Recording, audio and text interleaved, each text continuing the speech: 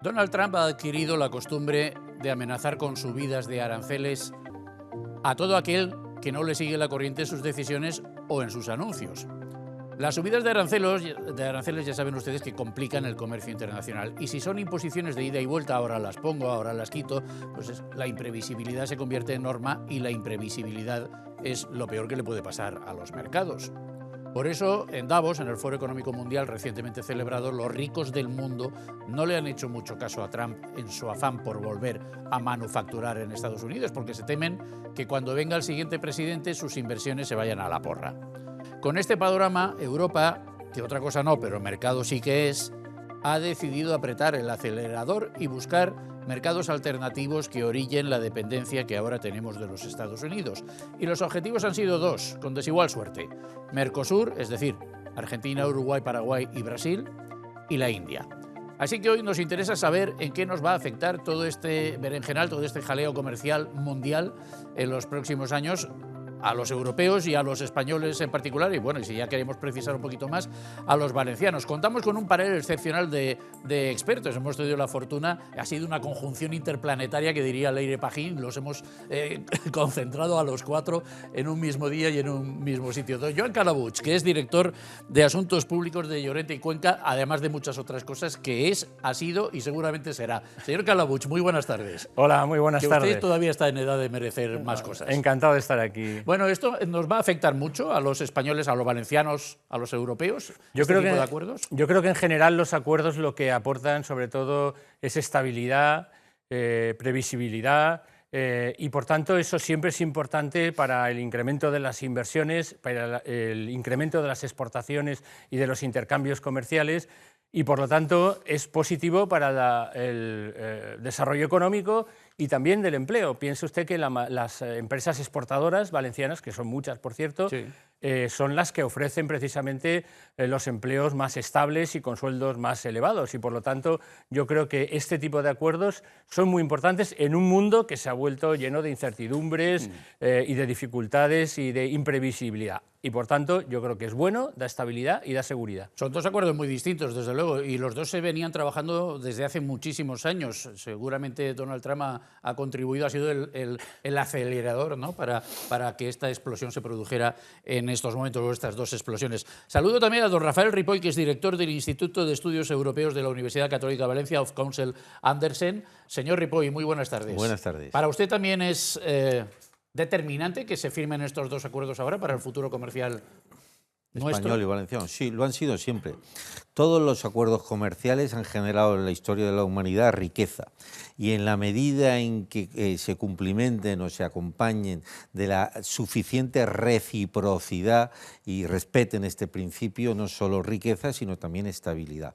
El 14 y pico % del empleo, por ejemplo, en España, está generado por las empresas exportadoras, como decía el señor Calabuig, y generan en el concierto internacional, en el concierto mundial, precisamente ante el desconcierto, valga la redundancia, que hoy tenemos en la política y en la guerra arancelaria, un espacio de paz y de estabilidad en el futuro. Prácticamente podemos decir que si ha habido en las últimas 2 décadas una disminución del umbral de pobreza a nivel de desarrollo humano a nivel del mundo, especialmente en la India y en China, se debe precisamente a los acuerdos comerciales. Así que siempre que vengan acompañados de ese principio de reciprocidad, por ejemplo en el sector primario agroalimentario, son un factor histórico de generación de riqueza. Hablaremos del campo porque ha habido tractoradas estos últimos días, estas últimas semanas, especialmente por lo de Mercosur, no tanto por lo de la India, que ya digo, son dos acuerdos muy diferentes. Don Rafael Escamilla, secretario general del Foro de Agencias de Desarrollo Regional de España. Ahí es nada. Don Rafael, muy buenas tardes. Muy buenas tardes. Muchísimas gracias. No, las que usted tiene. ¿Está usted convencido también de la bondad de estos acuerdos para nuestro futuro económico y nuestra estabilidad? Totalmente. Estoy convencido que estos dos grandes acuerdos, tanto Mercosur como el acuerdo con la India, consolidan no solo la estabilidad de la Unión Europea a nivel internacional, le reposicionan, sino también a nivel interno. Por una parte, estamos generando dos grandes espacios, uno de 700 millones, con una misma cultura, que es el caso de Mercosur, una cultura idéntica, porque somos no solo mercado, sino sociedad común, toda Iberoamérica, y en el caso de India, un reforzamiento absoluto de lo que son los parámetros de la economía europea, economía industrial, y con un mercado, vamos, que ahí ya estaríamos hablando de casi los 2.000 millones. Pero que, como bien se dice, debe haber reciprocidad y debe haber un trato, digamos, igualitario, para que aquellos sectores que se puedan ver perjudicados en la parte europea, bueno, puesto que se va a acrecentar el PIB, la productividad y la renta per cápita a consecuencia de estos acuerdos, se compense en los sectores que puedan ser, digamos, más perjudicados o se puedan ver perjudicados. Es decir, ahí tiene que haber después una traslación de compensar al que se ha perjudicado. Veremos después qué sectores se pueden ver perjudicados. Venga, pues completamos nuestro panel de artistas de primeros espadas con don Jesús de Salvador, doctor por la Universidad Católica de Valencia, profesor de Geopolítica. Jesús, habitual de esta casa, querido amigo, ¿cómo estamos? Buenas tardes. Muy bien. Bien. Pues yo voy a ser contrapunto. Venga, si me muy bien. permites, por Muy el bien. debate. Pues yo no Por soy eso lo he puesto al final, pues sabía yo que... Yo no soy tan optimista. Todo acuerdo comercial es contestación a la gallega. Puede que sí, puede que no. Es una oportunidad. Habéis apuntado de todas maneras la reciprocidad, hay que ver conversación, porque hasta ahora otros acuerdos han supuesto, por ejemplo, la no muerte, porque no ha muerto todavía, pero la agonía de nuestro sector primario, nuestro ecosistema. El que no sea ecologista y que no quiera tener un ecosistema y que quiera que todo sea esto el desierto, no le importará. Yo quiero tener un ecosistema y una ecología lo mejor posible, con lo cual hace falta agricultura, entre otras cosas. Entonces, yo ya te digo, puede que sí, puede que no. Es decir, es una oportunidad, hay que ver bien la reciprocidad, altera ciertos equilibrios geopolíticos. Los pakistaníes, que he hablado con algún analista de ellos, no están nada de acuerdo. También rompe ciertos equilibrios, puede ser con China. Hay que ver la actitud que cara a Estados Unidos estamos dando, de una huida hacia adelante para aparentar una independencia estratégica que no la tenemos ni la vamos a tener en el corto plazo respecto a ellos. Con lo cual, es un puede que sí, puede que no. Vale, pues yo les propongo que empecemos por lo más elevado, lo más filosófico, si quieren ustedes, y luego vayamos bajando al detalle. ¿Estos acuerdos son acuerdos anti-Trump? No, vamos a ver, yo me gustaría hacer una perspectiva al respecto. Sí, Trump está ahora en la Casa Blanca, dejará de estarlo dentro de unos años, ¿no? Desde que fundamentalmente el punto de inflexión en la aceleración de acuerdos comerciales, en dotarnos de más oportunidades comerciales, nace fundamentalmente del Brexit. Es decir, la salida del Reino Unido de 70 millones de consumidores de renta media alta es lo que provocó en la Unión la aceleración de la propiciación y cierre de otros acuerdos comerciales. Mercosur y la Unión Europea ni son los primeros y, como decía perfectamente usted antes, ambos dos llevan negociándose más de 20 años. La especial aceleración, por ejemplo, con la India, tuvo lugar cuando el Reino Unido pierde a un futuro socio comercial como la India al salirse de la Unión Europea. La Unión acelera el acuerdo con Japón, la Unión acelera el acuerdo con Estados Unidos y la Unión acelera y finalmente firma con la India y con Mercosur, pero esto procede de muchas décadas. Y el punto de inflexión importante es muy anterior a Trump, a que Trump incluso atisbara esta guerra comercial, así que no. La Unión nos da oportunidades cuando las carencias involuntarias o voluntarias, en este caso involuntaria como el Brexit, genera un espacio, la pérdida de un espacio comercial tan importante como el del Reino Unido. Pues será que no, pero una de las primeras cosas que dijo von der Leyen al firmar el acuerdo en la India es que nos vamos a ahorrar los europeos 4.000 millones en aranceles. La palabra mágica, aranceles, que es la que más gasta cuando habla de acuerdos comerciales el señor Trump. Bueno, yo creo que efectivamente de ahí el factor de los aranceles y Trump Lo que es sobre todo un factor de inestabilidad y de incertidumbre. Entonces yo creo que todos los países, todos los grandes bloques en el mundo, estamos buscando justamente lo contrario. Estamos buscando estabilidad, estamos buscando acuerdos, estamos buscando no depender de esos arrebatos que de repente puede pasar de aranceles del 100% a la nada de un día para otro, porque eso desde luego es muy perturbador para el comercio mundial. Por tanto, yo creo que eso es importante y me gustaría en este sentido añadir que yo creo que hay dos factores que también impulsan, dos factores que han impulsado todos estos cambios. Yo creo que la preocupación enorme que se produjo durante la pandemia con la rotura de todas las cadenas de suministro también hizo pensar en la necesidad de una mayor autonomía estratégica europea, de buscar soluciones nuestras. Recordar que, por ejemplo, de repente descubrimos que no fabricábamos ni paracetamol, que todo era fuera, y por tanto se buscó en ese sentido darle mayor solidez a Europa. Y por otro lado, efectivamente, esto no va contra Trump, esto va sobre todo a favor de la estabilidad de los europeos, del equilibrio de los europeos y del progreso de los europeos. Yo modifico la pregunta, no contra Trump, para protegernos de Trump o para protegernos de las veleidades de Trump. Sí, un poco para tener nuestro propio camino, es decir, que un Trump de turno o una invasión de Ucrania por parte de Putin no desestabilice de esa manera a Europa. Es decir, consolidar su mercado a través de una política de aranceles y también consolidar en el ámbito de los recursos, el acceso a los recursos, por ejemplo, materias primas, por ejemplo, canalización de la inversión europea en el exterior. Estos acuerdos dan facilidad para también realizar mayor inversión, la reindustrialización indirecta. Efectivamente estoy de acuerdo con Jesús en el sentido, y por eso he mencionado la complementariedad de los sectores que se puedan ver afectados. Si hablamos del sector primario, se verá afectado, que luego iremos. Pero hay que mirar los grandes parámetros. Los grandes parámetros son positivos. Estamos ampliando mercado, estamos ampliando estabilidad política, estabilidad económica y comercial, y por tanto no es anti-Trump, pero posiblemente Trump ha sido el detonante final frente a lo que decía Rafael Ripoll, de que esto comenzó hace mucho tiempo. Este momento ha sido fulminante para tomar ya decisiones que nos consolidan como Unión Europea. O sea, que tenemos Trump, tenemos el Brexit, tenemos la pandemia y, sí, la globalización que se iba a ir a la porra, y al final no sé cómo va a quedar todo esto. Pues esto abunda en la globalización, ¿o no? Tú lo has dicho, globalización. Y retomando un poco el recorrido histórico, tiene otro punto incluso antes del Brexit, la globalización, el fin de la Guerra Fría. Decías la imprevisibilidad de Trump y su inevitabilidad. Era inevitable Trump. Es decir, desde el fin de la Guerra Fría, la globalización lleva un proceso de deslocalización, empobrecimiento de clases medias occidentales.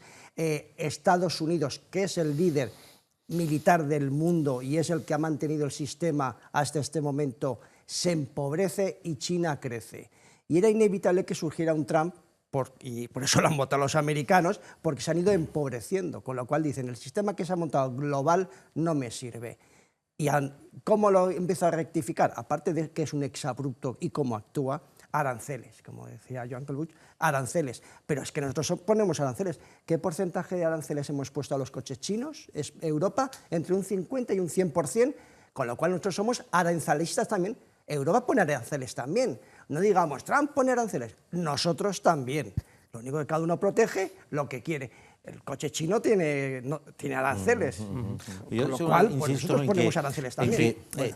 Exactamente, en el centro del mundo es obvio la importancia de la Casa Blanca, y no esté o no esté Trump, pero que el acuerdo con la India viene negociándose 2 décadas, el acuerdo con Mercosur 26 años. La Unión tiene acuerdos firmados con México muy potentes, muy importantes, bien cuidado para el sector agroalimentario, insisto en la importancia del sector primario, acuerdo con Japón del año 19, acuerdo con Canadá, que Rafa conoce bien, que ha propiciado sendos beneficios para la economía, para la industria valenciana. Esto no tiene su causa primera y última en el actual inquilino de la Casa Blanca, que lógicamente hemos de entender todos que puede impulsar, catapultar. A veces en la vida hay factores externos que nos hacen definitivamente tomar una decisión, no solo a la Unión Europea, también a los gobernantes indios, no solo solo a la Unión Europea, también a los 6 dirigentes de Mercosur, hispanoamericanos. Es decir, hay circunstancias externas que catapultan, dan el empujón definitivo, pero ya tenemos otros muchos acuerdos comerciales previos con otros muchos estados, e insisto que el Brexit hace que se aceleren algunas cosas, pero 20 años con la India, 26 con Mercosur. Trump ha venido a vernos, dejará de visitarnos en un tiempo, ha supuesto quizás un aliciente para la firma definitiva de estos acuerdos, pero esto es una política de la Unión histórica. Ya sacaremos la vajilla buena cuando se vaya. Sí. La verdad es que efectivamente, los acuerdos no vienen de ahora. Muchos de los que estamos aquí hemos participado en delegaciones empresariales a lo largo de las últimas décadas de la Comunidad Valenciana, a China, a Japón, a Marruecos, en fin, a toda una serie a Canadá, por ejemplo, recuerdo, porque el CETA también fue muy importante, un país que, por ejemplo, importa mucho producto agroalimentario, en fin, con el que hay también una relación muy intensa. Por tanto, en este sentido hemos ido tratando de diversificar, de dar, yo creo que, sobre todo, normas y acuerdos que den seguridad. El problema de los aranceles de Trump no es, efectivamente, todos ponemos aranceles y además está previsto medidas de defensa, por ejemplo, en el caso del acuerdo de Mercosur, si se distorsiona el mercado, especialmente en el ámbito agrícola. El problema que hay no es poner aranceles puntuales, los hemos puesto contingentes, por ejemplo, al calzado chino, incluso en algún momento al textil. Eso es así, pero todo eso estaba previsto en los acuerdos. Lo que no está previsto en los acuerdos es levantarte por la mañana y decir, el que haga esto le meto el 100%, al otro le quito el 50%, al otro. Esto es una situación que genera una gran inestabilidad. Con Groenlandia, el que vaya a Groenlandia a ayudar a Dinamarca le pongo no sé cuántos. Efectivamente, todo esto genera una inestabilidad y lo que esto asegura es un comercio mundial basado en reglas. Y al final de todo esto se deduce, insisto, estamos hablando de macropolítica, digamos, o de política, de estrategia política. Y ahora entraremos en los dos acuerdos específicos. Todo esto al final deriva ¿tiene algo que ver la confrontación Estados Unidos-China con todo esto? Porque parece que algunos desde el otro lado del Atlántico dicen Europa pactando con Mercosur quizá menos, pero con la India pues está alterando el orden geopolítico mundial y está dándole bazas a China, a la que, por cierto, también vamos a visitar nosotros con relativa frecuencia últimamente. Efectivamente, yo creo que en el fondo de este asunto está también la división de poder que en estos momentos hay entre Estados Unidos, la parte occidental, y China, es decir, hemos hablado aquí de China. Los patios traseros de cada uno, ¿no? Eso es. Entonces, la fortaleza de China también en América Latina, por ejemplo, en Iberoamérica, donde deuda soberana, acceso a materias primas y tierras raras. Y petróleo de Venezuela. Y petróleo de Venezuela, etcétera, etcétera, ha exigido también un reposicionamiento. Y Europa, entonces, no solo es el factor Trump, es también el reposicionamiento frente a China. Es decir, Europa tiene que tener su propia estabilidad. ¿Frente o con China? ¿Estamos alineándonos con China? Es frente, es frente y con. Es decir, es frente para tener su espacio, un tercer espacio que es Europa. Aquí no solo existe Estados Unidos y China. Europa quiere tener su espacio propio con China, con Estados Unidos, con India y valorando el sur global también. Vicente, siempre, perdón, Rafa, a ver qué opinas. Sí. Siempre lo estamos viendo desde el punto de vista quizás algo egocéntrico desde Europa, ¿no? Y tiene su lógica. Es lo que toca, ¿no? Pero es la Cuando India. hagamos el programa en China, lo miraremos. Pero miremos con cierta autoestima también nuestra posición estratégica menguante en el mundo. Es también a China, a la India, a la que le interesa un acuerdo con la Unión Europea para que la esfera de influencia china no lo abarque todo en su entorno geográfico como está sucediéndole a la India. Es también Mercosur, esas dos grandes potencias hispanoamericanas, las que quieren que la influencia norteamericana disminuya o se neutraliza, buscando un acuerdo, un auspicio, un socio en el otro lado del Atlántico como lo es la Unión Europea. Es decir, lo que comentabas de geoestrategia es la lucha por las áreas de influencia. Claro. China tiene la suya, la Unión tiene que China tener la suya. Había ganado mucho terreno en Iberoamérica y ahora con la operación Maduro pues pierde petróleo venezolano. Al mencionar China, Jesús de Salvador ha sonreído. Sí, dices, Europa y China la esquizofrénica estrategia de Europa con China, porque en el documento de estrategia Europa-China que tiene la Unión Europea del año 19 y después la reitera en el 23, define 3 posicionamientos de Europa respecto a China. Ha de ser nuestro socio comercial, nuestro competidor económico y nuestro confrontador geopolítico. Hemos de tener esta triple actitud. Socio comercial y competidor económico, ¿eso casa?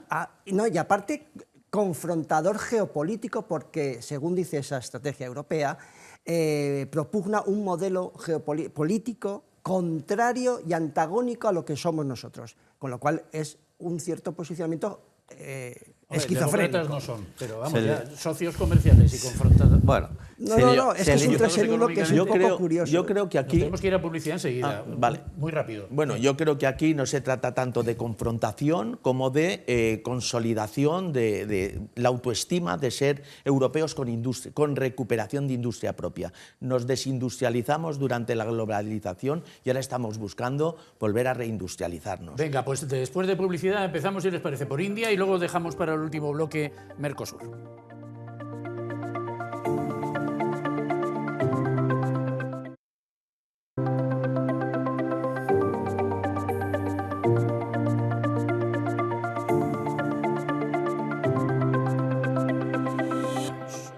Estamos aquí en el plató central de la 8 Mediterráneo debatiendo, además muy acaloradamente, incluso durante la pausa esta de avituallamiento que hemos tenido, sobre el futuro económico de la Unión Europea, que ahora ha firmado recientemente 2 grandes acuerdos, el de Mercosur y el de la India, por contraste con la política de aranceles de Donald Trump, y lo estamos haciendo pues con el concurso de don Joan Calabuig, don Jesús de Salvador, don Rafael Ripoll y don Rafael Escamilla. Les había propuesto que ahora, tras la primera pausa publicitaria, que tenemos 2 y por tanto hay 3 bloques de programa, nos metiéramos a fondo con el asunto de la India. La India son... No sé cuál es el país, no sé si está el segundo. ¿El primero o el segundo? El primero ya. Ha superado ya a China en 1.400 largos millones. Sí. Y vamos, y además siempre ha sido un poco, porque este acuerdo, como bien decía Rafa, lleva años detrás, siempre desde el fin de la Guerra Fría y ese crecimiento mundial de China, se ha buscado un poco que fuera su contrapeso estratégico, por lo menos en Asia, ¿no? Que India sea el contrapeso de China, que además tienen incluso problemas fronterizos a veces, ¿no? Sí. Y choques, sí, ¿no? Sí, los choques en las fronteras. Y además, sobre todo, el gran problema del estrés hídrico que tiene China y que las fuentes de su agua están en el Himalaya, Tíbet y en la frontera con China. Y entonces ahí juega un poco también la geopolítica occidental de apoyar y aliarnos con India para llevar el contrapeso a China, potenciar India, que además es un país muy homogéneo y es una democracia con rasgos especiales y es mucho más parecido a nuestro sistema occidental que el chino, que como decía en la estrategia europea es esquizofrénica, porque es nuestro antagonista geopolítico, competidor económico y socio comercial. Lo que pasa es que China tiene lío también con Pakistán, que lo sabemos desde el tiempo de la descolonización. Por eso, ¿no?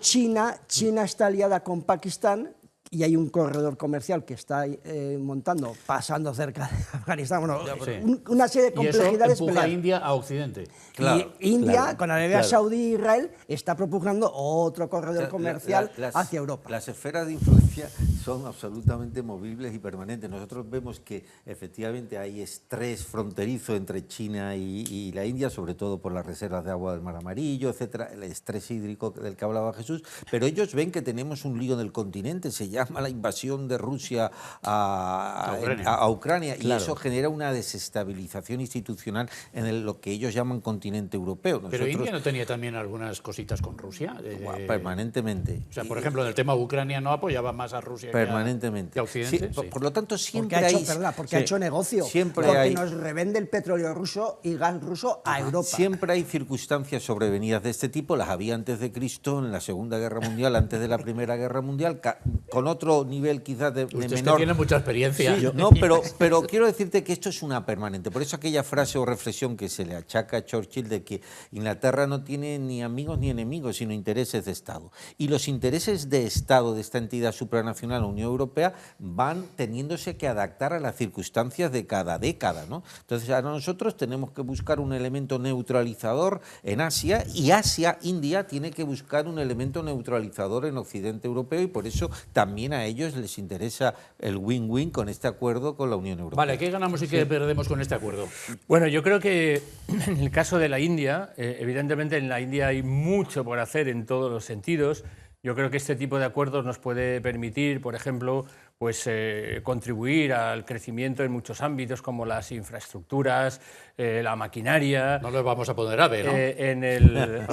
Bueno, tenemos, aparte de los incidentes que pueda haber habido, uno de los aves más prestigiosos del mundo, que convendría en ese sentido también tenerlo claro, y es una tecnología que exportamos. Pero lo que creo es que en ese sentido, insisto, hay una ingente cantidad de transformaciones en la India en las que podemos estar presentes en infraestructura, tecnología, maquinaria, etc. Ahora bien, a mí me preocupa en ese sentido los impactos que pueda tener la exportación, sobre todo de cerámica. Aster, la patronal de la cerámica, y no solo Aster, sino Confindustria en Italia, que tiene también un vínculo, porque hay una industria cerámica muy potente, pues están muy preocupados en ese sentido, porque ya ha habido procesos en los que hay que exigirles en ese sentido el concepto que hablábamos antes de reciprocidad en la fabricación. ¿Cuál es el problema con la cerámica? Bueno, yo creo que hay varios, porque ellos no tienen los mismos estándares medioambientales que tenemos que cumplir aquí, ni laborales, y evidentemente pues ese tipo de cuestión, y a veces también se intenta invadir el mercado con precios por debajo de coste, que también evidentemente es un problema. O sea, que ellos nos pueden invadir con cerámica india. De hecho, se ha incrementado mucho la exportación. El problema no es que impidan la exportación de cerámica valenciana, sino que nos pueden disminuir nuestra exportación incluso a lo mismo que pasa con Mercosur con los productos agrícolas. Con algunos. La clave con la que comenzamos mi primera intervención es la reciprocidad. En el acuerdo con India, así como el sector primario, insisto, importantísimo, agroalimentario, importantísimo, incluso en algunas facetas se va a ver beneficiado, y también se ha visto beneficiado en que ámbitos como el del arroz no han sido incluidos por respecto a las exigencias y requerimientos del sector agroalimentario. Otros ámbitos como el de la cerámica, y ha sido objeto de protesta por Acer, etcétera, sí que nos vamos a ver en principio negativamente perjudicados. Es decir, en cada acuerdo comercial, por ejemplo, en este vemos que el sector agroalimentario no ha expresado una queja formal, amplia y transversal, sin embargo sí. Y el automovilístico está encantado porque va a poder vender. Es decir, por eso la lucha previa a los cierres de los acuerdos es tan importante, y no solo en Bruselas, sino desde los ministerios respectivos en la lucha de la defensa de los intereses españoles. En el caso cerámico, el agravante es el siguiente, es que ya la cerámica india llegaba hasta el mercado único a través de precios no competitivos con medidas antidumping. Ya ha sido objeto de sanciones por parte de la Unión Europea la exportación cerámica india. Por lo tanto, aquí habría que haber tenido un recelo más especial, un principio de la reciprocidad mejor considerado, como ha pasado en Mercosur con el sector agroalimentario gravemente dañado. Rafael, ¿cómo se hacen estos acuerdos en Bruselas? O sea, en Bruselas y en la capital que toque, en este caso Delhi, y luego ya iremos a las americanas. Bueno, ¿cómo se hace? ¿Qué se tiene en cuenta? Oye, ¿tenemos que sacrificar un sector para poder beneficiar a otro? ¿A un país para beneficiar a otro? No, yo creo que no se... ¿Por qué no se toman las mismas salvaguardas para la protección de unos sectores que de otros? Bueno, vamos a ver, en Bruselas lo primero es la gran economía, y entonces a partir de ahí se busca la reciprocidad y se busca proteger a aquellos sectores que vayan a quedar peor parados, es decir, el sector primario en su momento o tal. En este caso de India es cierto que el gran valor es ese mercado único que va a dar estabilidad a esa cooperación industrial en grandes cifras. O sea, después la macroeconomía está en una parte, la microeconomía habrá que observarla, incluso, como decían, por estados y por sectores, pero la macroeconomía es la que fija el gran beneficio general. El gran beneficio general, sobre todo cuando estamos hablando de bloques como India o como Mercosur. En Bruselas esto es una larga negociación, viene ya de lejos, en el caso de Mercosur 25 años y en el caso de India ya lleva 2 décadas, ¿no? Es cierto que en estos momentos ya los valores y los indicadores son muy positivos sobre determinados entornos, la industria, la tecnología en general. Luego ya bajaremos a sectores como el cerámico, pero en conjunto el crecimiento del PIB de todo lo que va a ser el entorno económico ya supera los déficits. Es que Jesús, da la impresión de que siempre tiene que haber algún perjudicado. Es que lo hay. Claro. Y ese es un problema de por qué está Europa en crisis, está corriendo. O sea, ¿hay crisis en Europa? Más Europa. No hagamos más Europa, mejor Europa. Estamos creando sectores agraviados. Y después dicen, ¿por qué entramos en crisis? ¿Por qué hay gente que pone en duda a la Unión Europea? Los ceramistas, perjudicados ahora, están tremolando. Después, ahora, por ejemplo, el sector primario está también enfadado con el acuerdo con India, pero de retruc, porque dice, bueno, ¿y la salvaguarda que has hecho del acuerdo con la India, por qué no me la haces con Mercosur? ¿Por qué ahora a la vamos India a le Mercosur. puedes decir que no a que me perjudique y sí que me perjudica Mercosur? Vicente, hay Con lo cual, una cada vieja- acuerdo crea perjudicados que ponen en duda la evolución de la propia Unión Europea. Sí. Antes de ayer estaba escuchando yo un informe sobre perspectivas financieras internacionales de entidades de gran trascendencia en el análisis geopolítico y financiero. Entonces decían que este acuerdo lo que nos daba era una estabilidad a la Unión Europea, a todo el mercado, en el ámbito financiero también, una estabilidad que la Unión Europea va a crecer una media de 1,5%, muy bajito, pero sin embargo muy estable, y que los acuerdos con India, que va a crecer un 4% anual, nos reposiciona en una estabilidad de crecimiento conjunto. Después ya es verdad que habrá sectores que van a ser víctimas. Bueno, tendremos que hacer políticas concretas para esos ¿Pero eso es sectores. inevitable? Sí, ¿no? Siempre es inevitable, Vicente, siempre hay es una- inevitable. O sea, hay que subvencionar. Al final hay que apoyar, ¿cómo? Subvencionando. Claro, Es decir, generando claro. más deuda, Ya. que es lo que nos Esta- está poniendo el esta- problema al sistema. No necesariamente. Los acuerdos comerciales, y Bruselas tiene competencia, las instituciones de la Unión, para cerrarlos, efectivamente, pero los acuerdos comerciales, yo creo que es más mediático, más fácil de entender, más a corto plazo, no se cierran en Bruselas. Bruselas es una de las 29 ciudades donde se ha cerrado el acuerdo con la India. El acuerdo con la India se cierra en las 27 en Madrid, en París, en Lisboa, en Madrid, en Bruselas y en Nueva Delhi. Es decir, hay una confrontación permanente hasta el cierre del acuerdo entre los intereses que confrontan los 27. En este caso, el actual gobierno español, el anterior y el que proceda a suceder al actual, han luchado, han trabajado, y bueno, en el de la India parece que no se han conseguido los objetivos de salvaguardar, por ejemplo, una industria tan importante en todo el sur de Europa como la cerámica, no la española de Castellón Valenciana, sino Italia la más también, importante claro. de Sí, la Europa. italiana y de también. Italia, y sin embargo pues se ha conseguido aspectos positivos incluso para, por ejemplo, química española, farmacéutica española, servicios españoles, turismo, etcétera. Ingeniería, Y sin embargo, como ingeniería, veremos en importantísimo. Mercosur, el agroalimentario no ha sido en modo alguno suficientemente bien salvaguardado. Y sin embargo hay otras industrias y sectores de la economía española que en el acuerdo con Mercosur se van a ver efectivamente beneficiados, como lo han sido con Canadá o lo han sido con Japón. En este momento, hablábamos antes de geoestrategia, se ha reactivado el acuerdo comercial entre Mercosur y Japón, por lo que hablábamos de esferas de influencia. Es decir, cada cual tiene que luchar por sus intereses de forma sistemática y permanente dentro de un acuerdo y una coalición dentro del Estado de Derecho, pero que no se resumen las cosas en Bruselas. Claro. Las cosas se luchan desde las capitales, desde los gobiernos centrales, junto con el país, la capital del país destinatario, ¿no? Sí.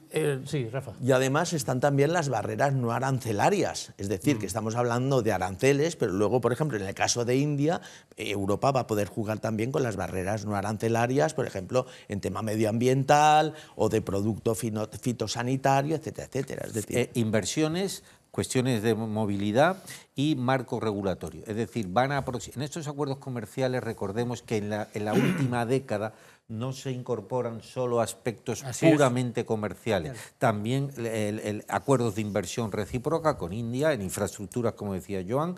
En el caso de marco regulatorio va a ser fundamentalmente en desarrollo sostenible, en cuestiones medioambientales, y luego en movilidad académica, profesional. El acuerdo abarca mucho más allá de lo comercial, no los últimos acuerdos en la última década van más allá de lo comercial. Sobre todo de intereses nacionales, porque aquí nos llenamos la boca con Europa, y aquí es Francia, Alemania, que es, por ejemplo, Francia, uno de los que han empujado mucho por este acuerdo por sus intereses militares de industria militar en la India. De hecho, en el último roce hace unos meses entre India y Pakistán quedó en entredicho la industria militar europea, porque Pakistán, con industria militar china, parece ser que doblegó a China. Ese es otro asunto. Intereses particulares de las me alegro naciones. que lo saque, pero lo tenía previsto poner sobre la mesa, que el acuerdo no es solo comercial, que también hay acuerdos en materia de defensa, que en este orden geopolítico tan variable que tenemos ahora mismo y que no sabemos muy bien cómo se va a decantar, hacia qué lado se va a decantar,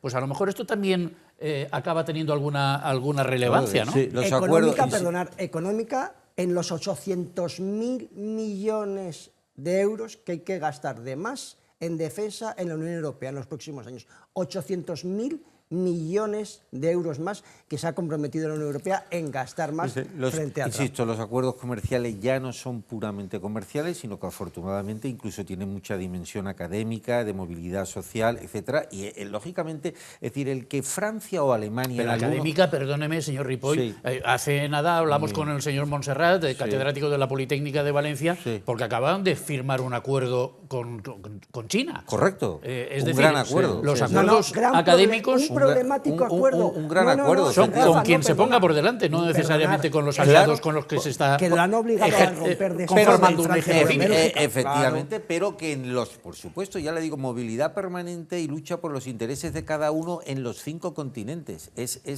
la situación de la globalización actualizada. Pero en el caso de los acuerdos comerciales de la Unión Europea, a requerimiento de muchas corrientes políticas, no solo incluyen, insisto, a elementos propiamente comerciales, sino también, por ejemplo, de movilidad académica, en este caso de aspectos sociales, de desarrollo medioambiental, de marco regulatorio en materia de claves medioambientales para que sean respetadas en la India a efectos de... ¿Y habrá más migración de la India aquí? No.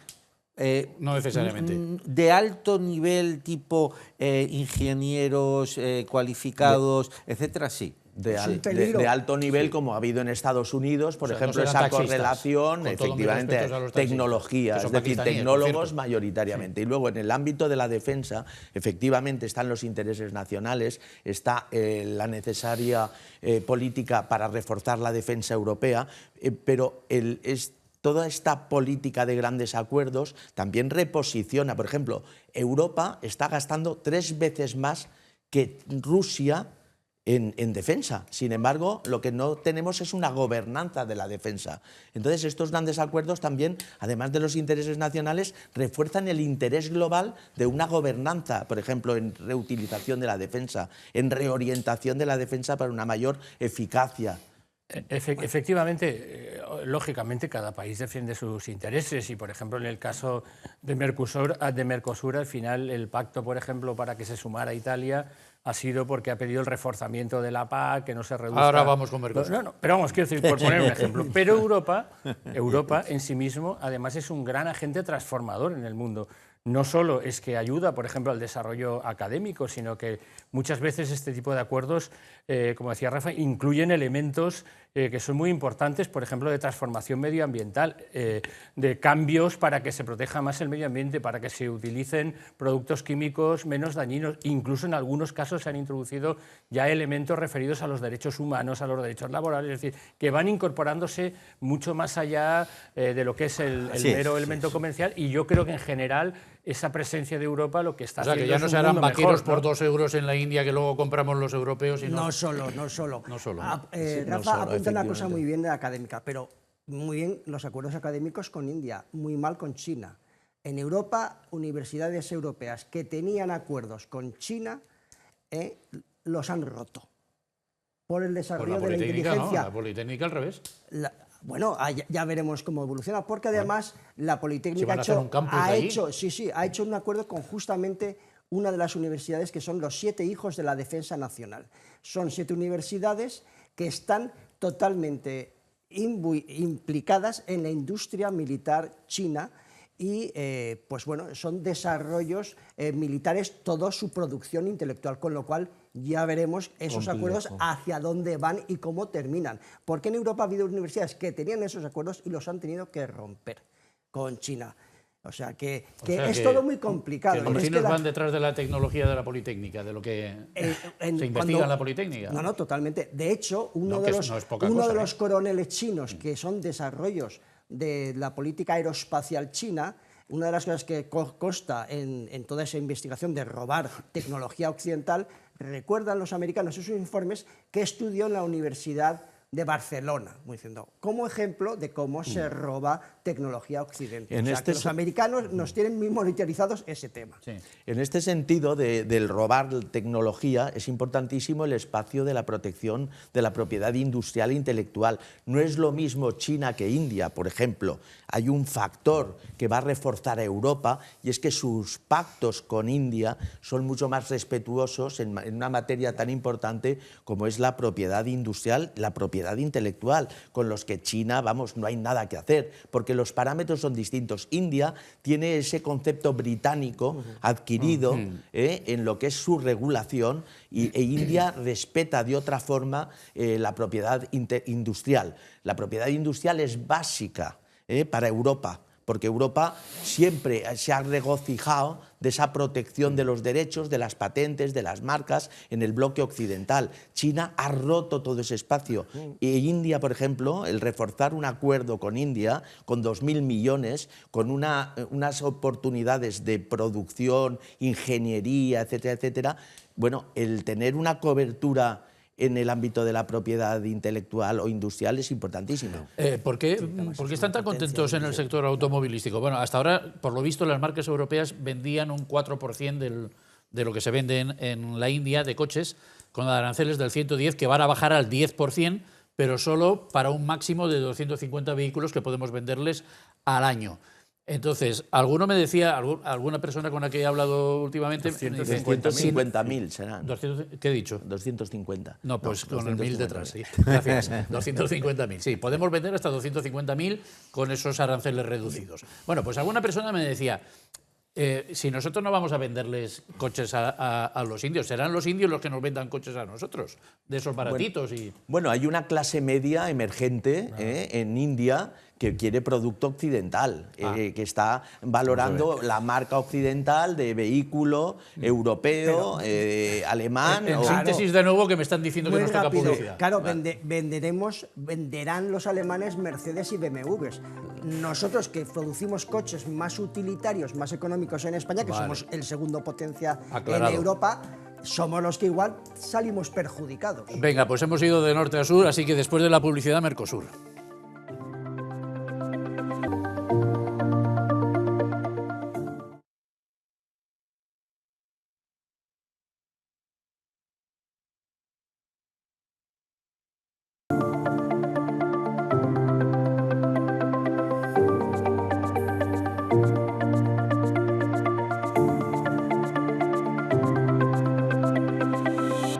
Estamos hablando de los grandes acuerdos comerciales que está firmando estos días la Unión Europea, por un lado con la India, por otro con Mercosur. Lo hacemos con el concurso de don Jesús de Salvador, don Rafael Escamilla, don Joan Calabuig Y don Rafael Ripoll, que me estaba matizando respecto de la India y de los coches, una cosita ahora durante el descanso, porque no nos ha dado tiempo a completar la última intervención de Jesús de Salvador. Me decía usted que los coches alemanes, que comentaba el señor de Salvador, para las clases altas indias estupendo, pero para las clases medias los coches españoles. Lo que está creciendo en la India, afortunadamente, y está sacando al continente asiático del umbral de la pobreza en millones de personas, es la clase de renta media-baja. Y esos nos comprarán coches a nosotros. Lógicamente que no son tienen un poder adquisitivo que te hace pensar que lo fabricado en España, el coche que se fabrica en nuestro país, va a tener mucha más salida. Perfecto. Y además estabiliza y fija el empleo de esas fábricas en España. Como en la India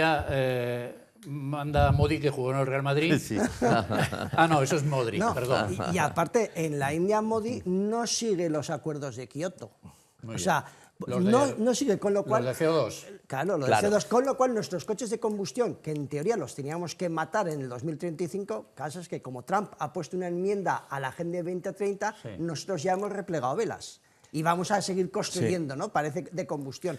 Podemos vender a la India porque se está desmontando ese factotum del 2030 de acabar con los coches. Claro, pues igual, si hace falta, seguro. Sí. Este punto también es interesante que está mencionando Jesús. Estamos en otro nuevo tránsito, es decir, la política industrial europea en el sentido de automóvil, de protección, ha cambiado posiblemente por los detonantes con los que nos hemos encontrado en el último año, de una política internacional. Entonces, sobre todo porque la crisis de la industria automovilística por la política verde se está reconfigurando y en estos momentos ya hay perspectivas de que la industria automovilística europea en 2 o 3 años tomará de nuevo un curso, o sea, que eso de que los con capacidad frente a China.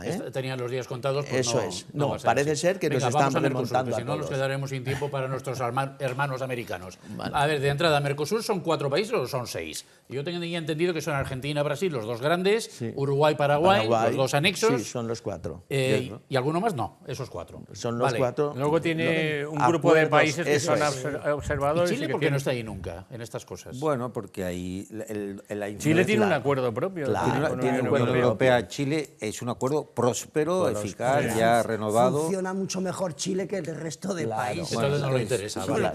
No, es que han ido por delante. Es decir, Chile, Colombia, que en el año 2015 nosotros intervinimos como agencias de desarrollo económico regional españoles en el acuerdo de Colombia, también se crearon ya bilateralmente instrumentos para facilitar el acceso de las pymes, etcétera. Hay países, México, que mencionaba Rafael Ripoll. Entonces, digamos que este ha sido el gran mercado. Por proximidad geográfica con Argentina. Brasil es la fortaleza de este Mercosur. Solo es geográfica. Claro. Bueno, tienen los Andes por el medio que también los separan bastante. Y otras cuantas cosas. Ellos han ido por delante. Sí, ha sido fácil para la Unión hace ya muchos años que se firmó el acuerdo con Chile. Ha funcionado muy bien y, sin embargo, llegar a un acuerdo con los 4 países Mercosur ha tenido siempre muchas complejidades. ¿Qué ha hecho que fuera tan difícil cerrar el acuerdo? Bueno, sobre todo, pues que hay muchas industrias, por ejemplo la agroalimentaria y el sector agroalimentario, que podían verse sensiblemente dañados. Y a mí me gustaría, hacer este hincapié antes que nada, si me lo permite, Vicente, porque salvadas las bondades que hemos predicado algunos sobre cualquier acuerdo comercial de la Unión Europea con países terceros, que se aplican dichas bondades también al acuerdo con Mercosur. No olvidemos que industrias como el textil, el farmacéutico español también, no solo europeo, se va a ver netamente beneficiado con Mercosur. Hay una que no, y es la industria agroalimentaria. La industria agroalimentaria no se ha visto protegida, las cláusulas de salvaguardia no se han aplicado suficientemente. Después de 20 años de negociación, precisamente porque teníamos problemas con el sector agroalimentario, acabamos matando al sector agroalimentario. Efectivamente, no solo nosotros, hiriendo. No solo nosotros, también Italia, también Francia. Entonces, ¿para qué hemos estado 20 años negociando si al final el resultado es el mismo que no hubiéramos negociado? Según nuestra perspectiva, es que en Europa, como antes decíamos, hay muchos intereses y muchas capitales. Y nosotros somos de los débiles. Vale, pues la macroeconomía es favorable. El problema que estamos diciendo a lo largo de todo este debate es que la micro, en el sector alimentario, hay que protegerla. Como se hizo la política agrícola común y hubo que Pero proteger... España no tiene derecho a veto dentro de la Unión Europea. Pero es que no se trata del veto, porque es que habrá sectores industriales, tecnológicos, de ingeniería, financieros, del sector servicios, que va a salir beneficiado. O sea, que estamos sacrificando a la agricultura para salvar a la industria. Es lo que hay que evitar, Totalmente. sacrificar A la la agricultura, industria de pero los- sí en a la principio La industria, primera, sobre todo de la otros primera países. palabra del debate, Vicente, Eso es. reciprocidad. reciprocidad. No hay que totalmente. salvar para matar ni matar Claro. para salvar. Vale. Busquemos la reciprocidad como se ha conseguido en el acuerdo con India. ¿Y aquí se ha conseguido? Aquí en muchos sectores sí, sí. pero en el agroalimentario. Vale, no. ¿qué hacemos con el El agroalimentario? Dos cosas. Primero, lo que ha pasado en el Parlamento, que se ha llevado ante el Tribunal de Justicia el acuerdo, no en su conjunto, y podemos entrar en detalle, sino al principio, precisamente lo que afecta al principio de equilibrio y reciprocidad, se ha elevado al Tribunal de Justicia. Y antes, De la Unión Europea. Sí, al TJUE. O sea, el acuerdo está suspendido. Está suspendido en cuanto al fondo, pero en cuanto a su ejecución, la Comisión ha decidido ponerlo en marcha porque puede implementarlo independientemente de que finalmente el Tribunal de Justicia ponga en entredicho el fondo del asunto. De hecho, la propia Francia se ha manifestado a favor de que no se implemente hasta la decisión final, el fallo final del TJUE, pero el gobierno español, por ejemplo, ha tenido otro criterio y entiende, lo decía ayer el ministro de Economía, que debe de implementarse ya el acuerdo independientemente de lo que finalmente dictamine el TJUE en Luxemburgo. Pero lo que quería decir al respecto es que además de lo que finalmente el Parlamento ha decidido, el Parlamento Europeo, que es llevar a la instancia judicial, por ejemplo, el gobierno francés ha puesto en marcha una medida unilateral de prohibición fulminante desde el 1 de enero de la incorporación al mercado único y, por lo tanto, al francés de producto agroalimentario procedente de estos 4 países que no cumplen los requisitos de fitosanitario. Bueno, porque ha querido implementar, ha puesto encima de la mesa, igual que lo ha hecho el italiano, que ha sido compensado, lo mismo lo puede hacer el español y lo hace en otras Pero entonces ocasiones. no lo entiendo. ¿Será Es que no he estudiado yo lo bastante? Sí. Pero entre otras cosas es No, por pero eso. no nos explicamos. No, seguro que sí, que ustedes lo hacen muy bien, pero uno no acaba de entender muchas veces la política europea. Ya. Es decir, llegamos a un acuerdo global de los 27 con estos 4 países americanos y luego Francia se lo salta, Italia se lo salta y España no se lo salta. No se han saltado nada. No se Han lo puesto sobre la hay un reglamento de seguridad alimentaria, no recuerdo el No hace número, falta, que sea. el artículo 243, ese sí que lo es,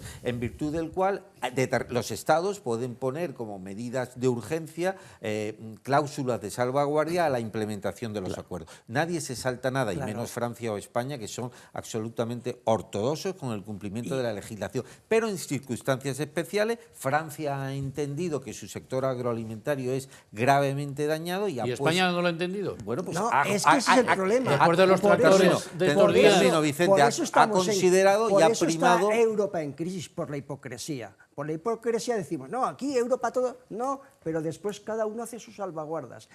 Porque, por ejemplo, aquí están usando todos fuera, esos países con los que comerciamos, productos fitosanitarios prohibidos en Europa porque son cancerígenos y nos pueden matar, pero permitimos que entren sin control alguno y nos maten. Menos Francia. Según claro, en Sí, ese caso es menos Francia Francia. e Italia, que también ha negociado muy bien Sí. sus limitaciones al contrato. Porque aquí criticamos mucho Pero, a y aquí, Trump, pero no Trump estamos por- escarmentados con lo de Marruecos, que Marruecos también nos metía No, productos. no, porque parece ser que los que controlan y gobiernan y negocian, esas salvaguardas no les importa. Aquí criticamos a Trump porque quiere conquistar a Groenlandia o comprarla y no decimos nada de cómo los daneses europeos han esterilizado forzosamente a los inuits durante décadas, hasta hace poco que el presidente danés tuvo que pedir perdón porque los hemos esterilizado forzosamente. Y aquí no pasa nada. Entonces, ¿por qué entra Bueno, tampoco Europa? una cosa justifica la vamos a otra. ver. No, pero me refiero que es mucho sí, más. a mí me o gustaría sea, matizar, aquí Vicente, lo vemos que- la paja en el ojo Sí. contrario y no la A ver, viga. matice Por eso que quiero insiste. escuchar también a los compañeros. a los sí. compañeros. Vamos a ver. En el sector agroalimentario, en el acuerdo de Mercosur, yo insisto, de verdad, estoy preocupado al respecto porque no se ha protegido suficientemente. Y añadir un matiz. No solo no se ha protegido desde el punto de vista de la competencia desleal, por la incorporación, importación futura de productos masivos procedentes de Mercosur, es decir, todo lo que desestabiliza. En este año solo la Comunidad Valenciana han ido al abandono, no sé cuántas, creo que casi 3.000 hectáreas de determinados cultivos que se van a ver dañados. Pero insisto o añado, si me permites, Vicente, un matiz, es que la protección ha sido tan escasa que desde el punto de vista de la salud del consumidor, la salud del consumidor, es al reglamento al que antes me refería, vamos a tener masivas alertas, se llaman alertas de riesgo, que no se han tenido en cuenta. La importación, y perdona que entre en el detalle, de citrícola, productos citrícola, procedente especialmente de Turquía y más especialmente de Egipto, puede provocar en el corto plazo problemas de salud, en la medida en que esos productos con los que se cultivan estos cítricos no están protegidos como aquí se exige que se pues protejan. Más al favor de mi quiero tesis. decir que en no hemos este aprendido sector, nada de Marruecos, de Egipto, de Turquía, y ahora vamos a importar naranjas de Brasil.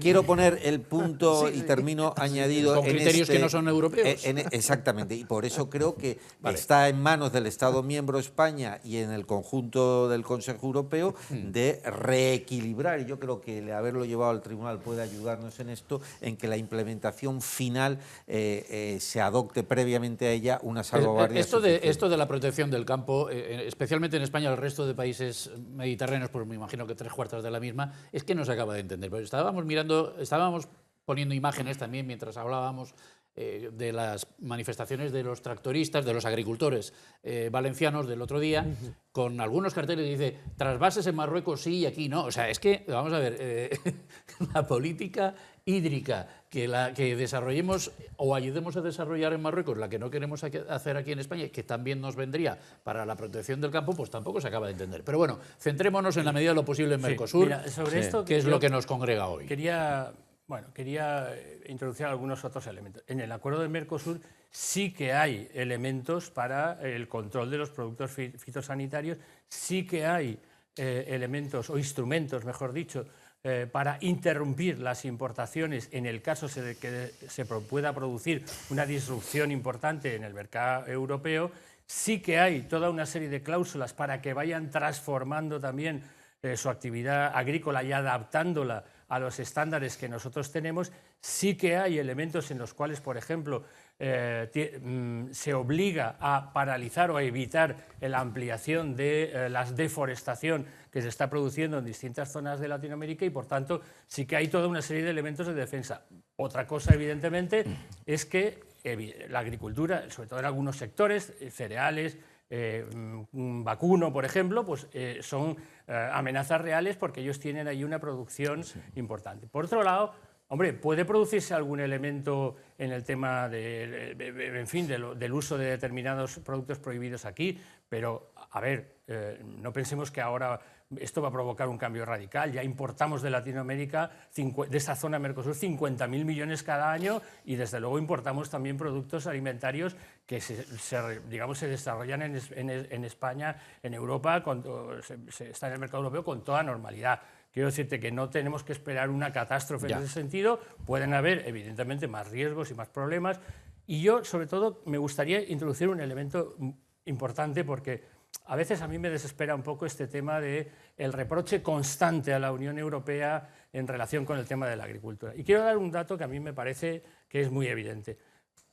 Adelantando primero que en la agricultura mediterránea tenemos un problema importante, como se ha citado, que no la tiene la agricultura continental. Que tenemos que abordar, efectivamente. Pero quiero decir dos cosas. Primero, cuando nosotros entramos en la Unión Europea, este país exportaba en productos agroalimentarios 4.000 millones de euros. Hoy exporta 76.000 millones de euros. Es decir, hombre, vamos a ver. Y en segundo lugar, la política agraria común de la Unión Europea supone casi 1/3 de todo el dinero de la Unión Europea.